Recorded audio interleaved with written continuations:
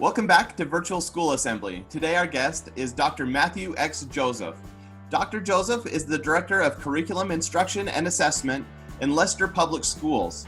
In the last 25 years, Dr. Joseph has served as the Director of Digital Learning and Innovation, Elementary School Principal, Classroom Teacher, and District Professional Development Specialist. He's the author of Power of Us, Creating Collaborative Schools, and co-author of Modern Mentoring, Reimagining Mentorship in Education. Welcome to the show, Dr. Joseph. Thanks for having me. As much as I would love to be in front of students in an assembly, what we're doing here is critical, and we have to pivot in our current roles and where we are. And that message is going to be what I want to share today for all of the viewers, and like we are talking about in assembly, because this is a critical time to pivot. We've been talking a lot about social distancing, but the way I've been thinking about it in connections with you and other people on Twitter is that we're not really social distancing as much as physical distancing, and staying socially connected is critically important. But that pivot is something that I want to talk about today too when we talk about education. As you said in the opening, I've been in education since 1993. I left Springfield College, went right into the classroom. I was a teacher for over 11 years and then a principal for 11 years. And when I went to Boston College, I realized the real power and shift is in creation. And when seeing those students create, that is when some real learning is happening. And one of the things I wanted to talk about today is this time we have to focus on student creation, making that shift. We talk about acting differently, but what does that look like? How are we doing that as educators pre-pandemic, current pandemic, and more importantly, post? Because our students are craving that opportunity to learn. And education is evolving, just like everything around us. I remember growing up, my phone was attached to the wall and my remote control was attached to my arm. I literally had to change the channel. And classrooms are, and education and learning is evolving right now. But if you walked into a classroom right now, it would look the same as when you and I were a kid. And sadly, George Washington would probably come back today and visit most schools and would recognize it. So we as educators have to evolve and create. And one of the things that has come up is that this is how we change instruction. Give them a device, give them an iPad, give them a computer. And all that is doing is solving a math problem. We have 3,000 kids, 3,000 devices, education has changed. That's not how it happens, because a $500 worksheet on an iPad is not changing education. Students are not creating anything more than, instead of solving it with a pencil, tapping on their iPad. And one of the things I wanted to show your viewers, and I know you and I talked a little bit about, is a little bit of a puzzle. I want your viewers to check this puzzle out and take a minute. If you could solve this by connecting these 9 dots without lifting your pencil from the paper, you are operating with the right mindset, because it is possible. And if you want to pause right now and try it, go for it. And then hit play, because the solution is, I've done this activity with multiple audiences from Massachusetts, where I live, to California, had an opportunity to speak. I'd say less than 10% actually are able to get it, because we as educators are so stuck in our, here's how it needs to be done, here's the solution. We don't think outside of that solution. I never said you couldn't go outside of the dots when you look at it. And that's what we have to do as educators to make that creation. Right now, students sit in their seats, consume information, even on remote learning. They sit in front of the computer, they watch videos. It's a one-way street. But using digital resources, using creativity, not a one-way street. It's utilizing technology. It's utilizing creativity. It's finding ways to transfer knowledge. And one of the things I like to think about is, how are we empowering student voice? Right now, we're on YouTube. You and I couldn't connect before tools like YouTube unless I came to see you. And then I would say something in an assembly, and unless someone was recording it, that message is now gone. So what our students are doing now is memorializing learning. And what they're doing is taking on a prototyping approach. So right now, remote learning, there's multiple tools like Flipgrid, Padlet, YouTube, podcasting. And because teachers are not standing in front of students, we're empowering students to say, here's an activity. Go create what that learning looks like and then bring it back. I like to say this. I like to say, let students drive the instructions. So I'm going to leave you on this, and I know we're going to talk a little bit more, but when we talk about driving the instruction, then it goes to driving your learning. And when we go on a road trip, or we go off to drive somewhere, we're going to put in our GPS. I like to talk about that in education. Are we allowing students to drive their own learning? What that means is, what is the goal of the learning? If we want students to learn how to create a bridge or measurement or weather, we're not going to have them just sit and read about it. I want them to get outside. I want them to learn about weather. I want them to experience rain, snow, sleet, whatever that may be. The P in the GPS, so we have our goal. That's our goal, that they learn about weather patterns. For any, insert your own example in whoever's watching this and whatever content you teach, then make a plan. How are we going to have this student show us what they know? Because if we have every student write a 5-paragraph essay, we're missing an opportunity for those students who like to talk, like you and I are doing, like to draw, like to create digitally, graphically, or like to write as well. So we want to make a plan. We have our goal, make a plan, and the last is our solution. What is that solution that students bring to us? They're solving a problem. Maybe they create a short video like this about weather patterns. Maybe they go find something and they film themselves in the field. And when we allow students to drive their education and drive their learning using, I like to say the GPS because it's short, catchy, but it allows them to create, it allows them to feel empowered. And I know as teachers, I'm going to bring this back to culture a minute, because when I did my study at Boston College, the number one finding for job satisfaction is when teachers felt valued. So think about that. What are we doing for students to value their learning? What are we doing for students to say, I value you as a student? You go create something. You go bring it back to me. And now instead of having 12 things that look fairly identical, we have 12 things that are different. And now we can start learning from each other. And that's a whole nother discussion. But allowing students to have that flexibility to learn values them. It allows them to push their own thinking. It allows them to make some mistakes, learn from it, and build off it. I mean, if you think of Google, you think of all these big companies. Just think about the meeting that Airbnb had. Hi, I'm going to let a stranger come live in my house for a little bit and pay me. Like, who would do that? But it's a successful model over prototyping. And that's what we want to do for students. Take them from consuming that education to creating it through valuing their input and their curiosity. Awesome. Thanks, Dr. Joseph.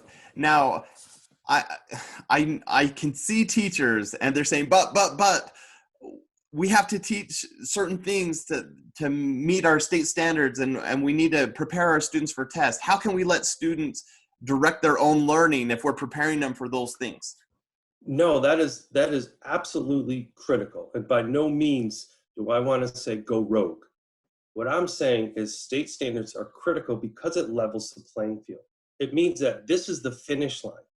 But don't get confused that the standards are the starting line. That this is where we want students to get. This is what we want them to do.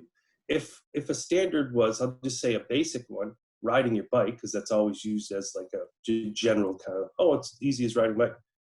Well, maybe someone needed training wheels, and maybe someone needed someone to hold the bike, and you tried to ride it over time. And then if 10 people who tried 10 different ways all ride their bike, they all hit the standard. So standards are important because that gives an expectation of where we're going, but it doesn't mean we all have to do it the same way to get there. That's a good point. There's actually new research on riding your bike, and the model that we had traditionally where you have someone hold it or you have training wheels, that's not as effective as getting one of those bikes that doesn't have pedals. You just balance on it. That actually has been shown to better help people ride a bike. And it's interesting if we think about that in an instructional way. Sometimes we totally have to shift our paradigm about what tools we're using to get to that end result. So I totally love that analogy. Now let's flip that to the student side. We're going to have teachers watching this, but we're also going to have students watching this. And when students think about driving instruction, I think a lot of students don't feel empowered to do that. Is there anything that students can do to take a more active role in their classroom and influence what the teachers are doing in that classroom?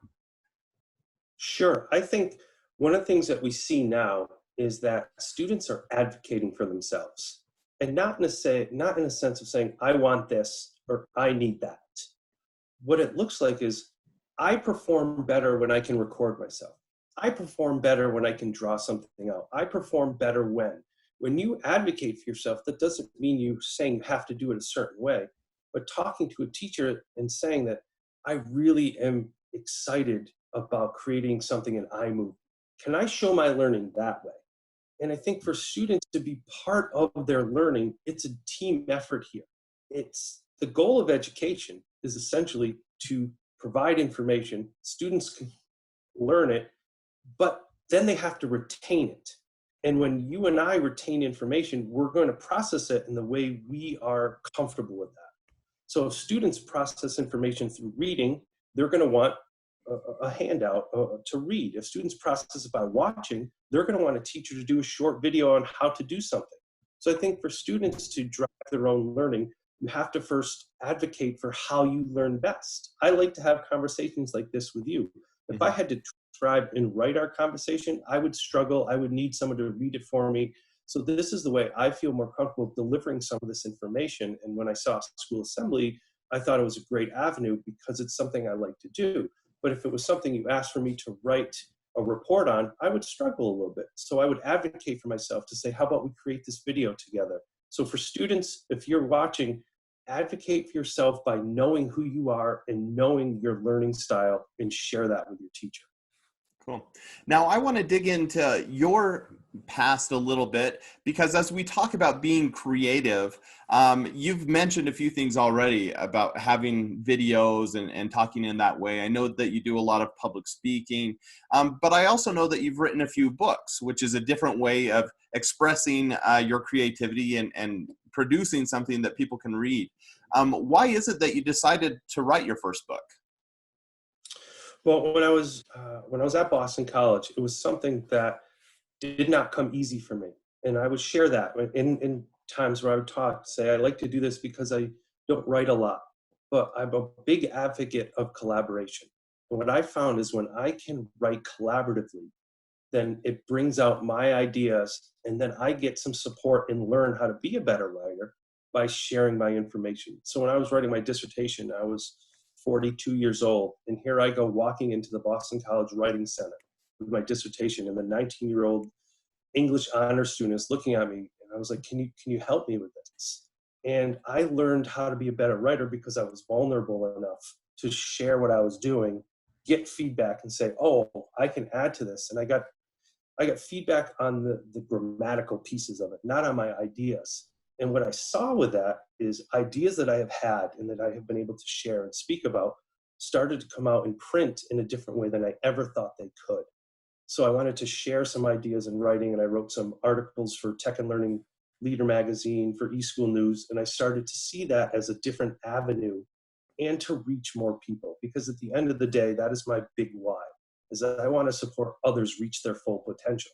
So if my only way to do that was going into a school assembly or going to a conference, I was missing the opportunity to support other people. So writing the book, The Power of Us, was about collaboration. And then I was mentoring aspiring leaders, which led to the book about Modern Mentor. That mentoring, just like I talked about, learning is evolving, mentoring is also evolving. And I wanted to share that in a writing form as well. Really cool. Now, we're in a really interesting time right now because students have been learning from home for the last couple months. Now some schools I'm out west, and so schools are ending right now. I know that your school year goes a little longer than ours, but for everybody, the summertime is approaching, and then we'll have a new normal starting in the fall. As students are going into the summertime, what advice would you give them as far as continuing to be creative and being productive during this time where they might still be, sheltering at home, things might change a little bit over the summer, but do you have any general advice for students on how they can continue to learn, continue to be productive? Sure. I think one of the things I've seen in a lot is our schools are closed, but learning hasn't stopped. Learning isn't closed. Learning isn't shut down. And to do that, it's more of a singular way to do it, unfortunately, now. But we can stay curious. The more we are curious with things, more that we're learning how things happen, we're able to focus on topics and ideas we never thought we'd have, one, the time to do, now we do, or the resources. There's so many more resources online to support now. So as you head into the summer, find out things that you're curious about. And it kind of ties into the advocacy for yourself. What are you interested about? What do you want to learn more about for yourself? And stay curious, do some research, do reading. And it could be how you want to follow, subscribe to this channel. You'll see some great assemblies. Subscribe to some other YouTube channels. Follow some people on Twitter that are just trying some things. If you're a student, as you said, and you're interested in graphic design, you're interested in skateboarding, whatever it is, stay curious, find your tribe, meaning find people with like interests or who are doing it and you want to and aspire to do it.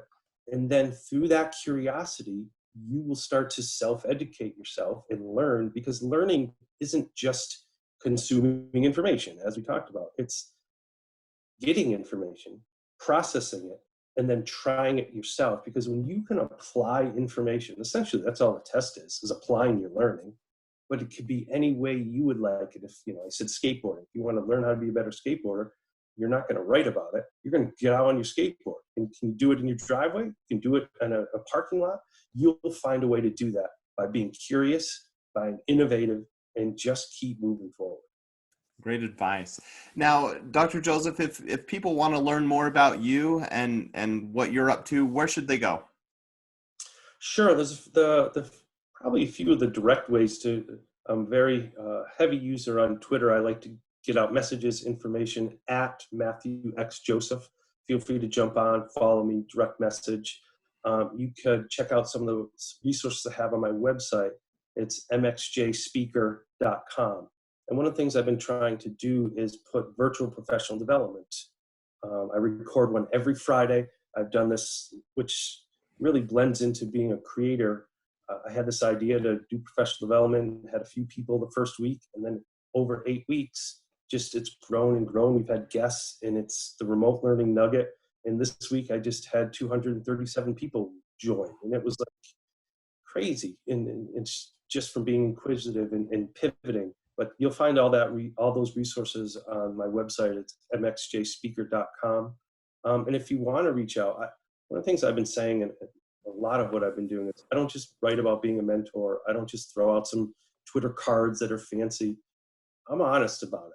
And if you really have a question, I've been helping students, looking at their resumes and different things now as they look to get into education.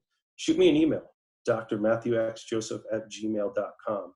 And any of those three ways are three different avenues to connect. Twitter on social media through my website is more of a static where you can go and learn some things, or just connect with me over email. Happy to connect, support you in your journey. And the benefit for me is I learn so much along the way because I like to be inquisitive. I like to be curious, and I'm going to take that learning and apply it to myself as well, including this show. Like it's fabulous to connect with people because I see other aspiring educators, learners, leaders, and I learn from them. So I thank you for that opportunity. Awesome. Well, thank you for making yourself so accessible. And thank you for your time today. It's been a real pleasure having you on the show.